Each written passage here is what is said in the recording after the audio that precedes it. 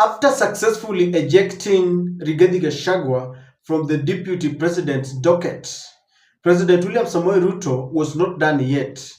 They have decided to replace him as the deputy party leader. The National Executive Council met in what had been anticipated because the new Secretary General, Hassan Omar, had warned and they had said they were only waiting for Rigathi Gachagua to be ousted, then they replaced him with immediate effect. So they didn't waste time.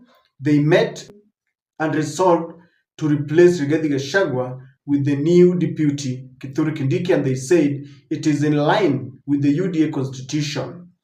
Omar Hassan and Deputy Chair Cecil Mbarire announced this, and Kithure promised to work with them. And whereas pursuant to and in accordance with Article 145 of the Constitution of Kenya, His Excellency Rigathi Gachagua, EGH, ceased to hold office of the Deputy President of the Republic of Kenya. That by virtue of the resolution of the National Assembly and the vote of the Senate, and by operation of Article 75(3) and 145(7) of the Constitution of Kenya, as read together with Article 8.2.19 of the UDA Party Constitution, His Excellency Rigathi Gachagua is unable to perform the duties of the office of the Deputy Party Leader and subsequently ceases to hold office as Deputy Party Leader. The National Executive Committee now resolves to designate His Excellency Professor Kithure Kindiki, EGH, as the Deputy Party Leader of the United Democratic Alliance Party, effective immediately, signed on this day of 11th November 2024 by Her Excellency Governor Cecil Mbarire, Chairperson, and the Honorable Senator Hassan Omar Hassan, Secretary General at the UDA Party Headquarters. Thank you very much.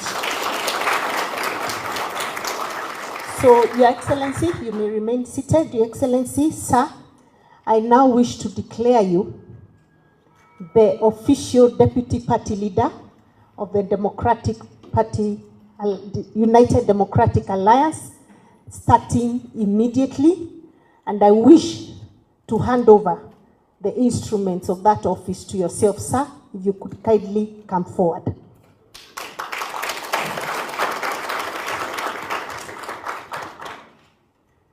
Your Excellency, this will be your notebook for all our meetings. As you can see, it has your name on it. So please take all the notes of the party there. And whenever the party leader is not available, you chair the meetings you're supposed to chair. And if you're not available, I will chair. Thank you very much. This is the party constitution, Your Excellency. You're a professor of law, so I know you understand this document very, very well. May it guide you as you continue to lead this party as a deputy party leader. This is our manifesto.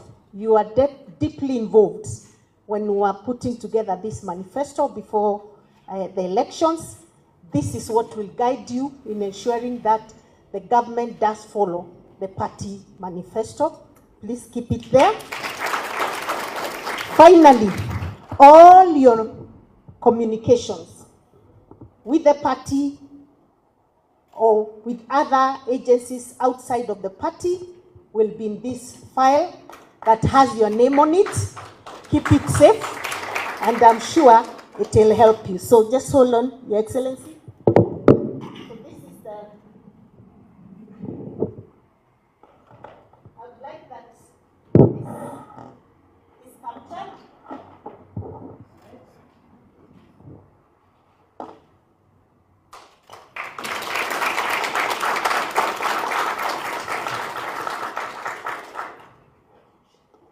Sir, it is now my honor and pleasure to welcome you to take the seat of the Deputy Party Leader of the UDA Party. Thank you, SG. Thank you very much. Please be seated. Thank you very much, Chair. Now, after that exercise, they published this on their Twitter handle, the official UDA Twitter handle. But that decision did not go down well as was expected by some members of the UDA, especially from Mount Kenya, and it backfired. I want us to read a few of the comments that they gave before we get to the nitty gritties. Someone here, Wanderi, is saying, this Udaku will remain in Kalenjin. It's so decided, either we are back to Jubilee or form another outfit. UDA is done in Mount Kenya. Someone says, in 2027, Jubilee will be the only party in Mount Kenya.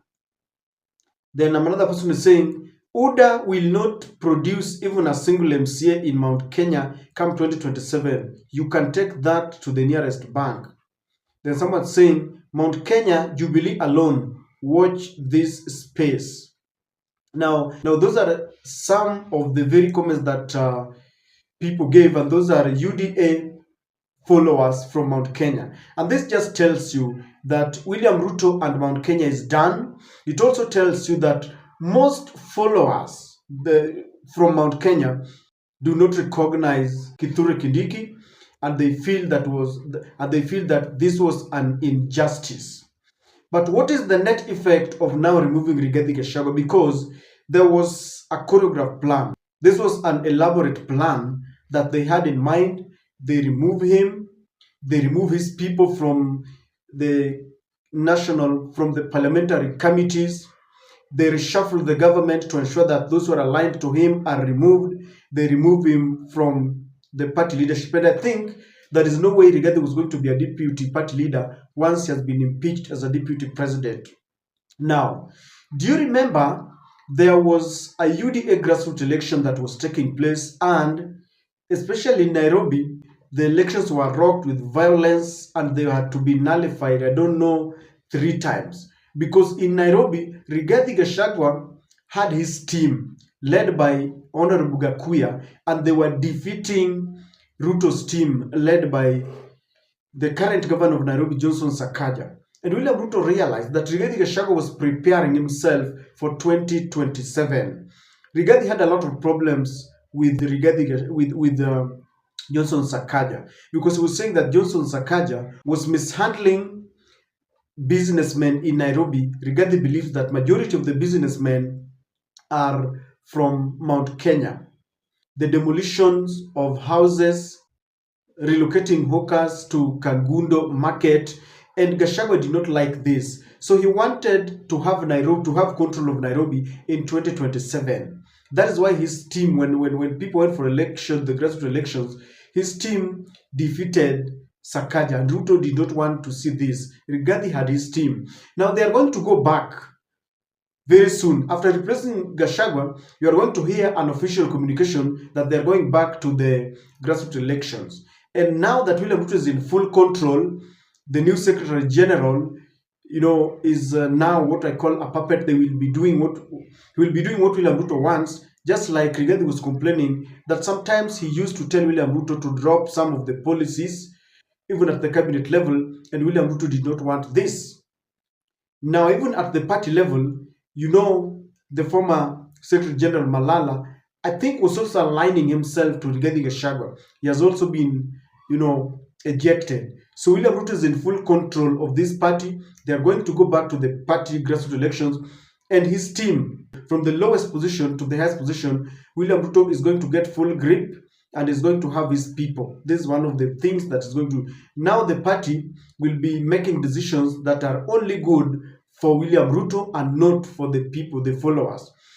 As to whether Mount Kenya will go for grassroots election, I don't know, because it will be chaotic. Majority of Mount Kenya followers have said they do not want this party.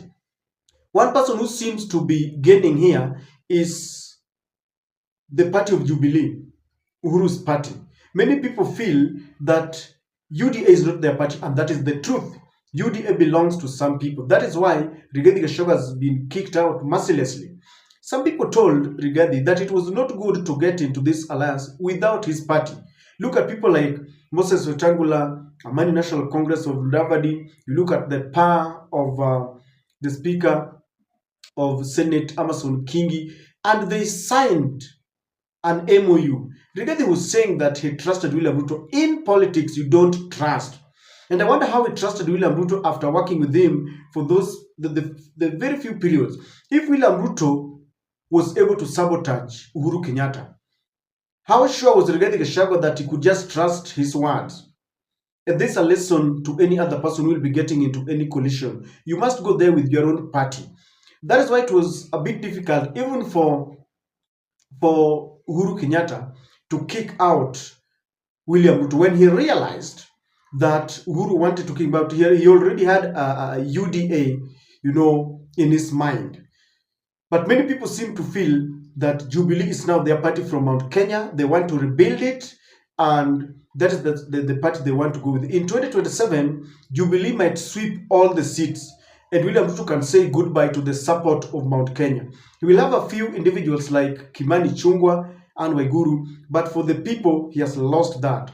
People have rejected, people are not welcoming. Assumption to the office of the deputy party leader by Kindiki, and it has really backfired, just like when he was appointed. There is no enthusiasm because many people feel that there was injustice. William Ruto has the opposition in the pocket, he has the party in the pocket, he has the parliament in the pocket, judiciary in the pocket. What will really happen to our country?